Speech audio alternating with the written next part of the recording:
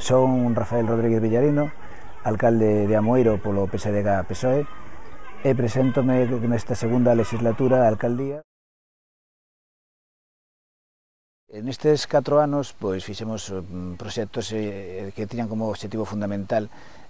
sobre todo a área da sostibilidade. Un exemplo destes proxectos é o edificio bioclimático que temos aquí ao fondo, que é un edificio que se convirte nun referente porque incluye unha aula de comprensión da natureza. A parte destas intervencións, tamén gañamos o premio Traxa ao desenvolvemento sostible no medio rural,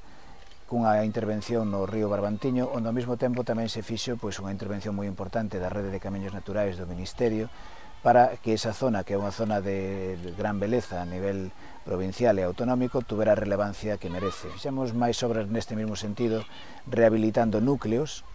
todas co selo da sostibilidade, como tamén foi o de implantar o sistema de iluminación público tipo LED, e ademais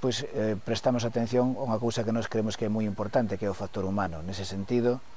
todos os veciños do concello teñen un servicio gratuito de atención psicolóxica, que atende tanto de modo individual como de modo grupal. Dese modo, combinamos, por unha parte, o desenvolvemento sostible, por outra parte, a atención ás persoas,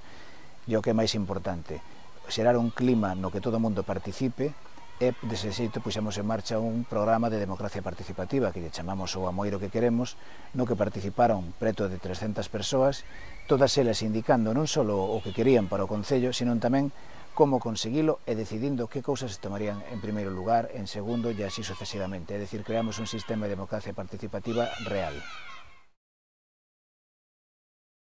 Atopámonos no Parque de Amoeiro, como se chamou sempre, un parque ao que nós agora chamamos, sobre todo ao remate desta obra, como o Parque dos Sentidos, no que combinamos por unha parte, como se ve nesta zona, o que é o sentido do olfato cun xardín de plantas aromáticas, o sentido do tacto cunha zona con distintas texturas, o sentido do ouvido, que temos unha serie de altavoces con música ambiental, o sentido da vista con diversos elementos,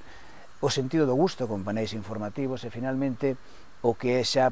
un conxunto visual de sostibilidade todo enmarcado con farolas tipo LED de baixo consumo e alta eficiencia para crear esa idea que nós queremos transmitir de cara ao futuro á cidadanía, que é facer un concello que sea innovador, un concello creativo, un concello que a sostibilidade sea a súa bandeira e ademais que lle dé aquela relevancia que merece un concello metropolitano como é o concello de Amoeiro para que as persoas sintan que viven no lugar no que queren vivir. Nós queremos que a xente aquí se sinta a gusto, queremos que teña servizos. Nós non queremos un municipio que sea unha cidade dormitorio de ningún lado, nós queremos un municipio que manteña a súa identidade, que poña en valores todo o seu patrimonio, que é moitísimo, un patrimonio medioambiental e un patrimonio cultural importantísimo, con máis de 8 pazos, concello, en definitiva, que recupere ese valor que tivo no pasado e que sea novamente un referente no ámbito galego e incluso no ámbito nacional.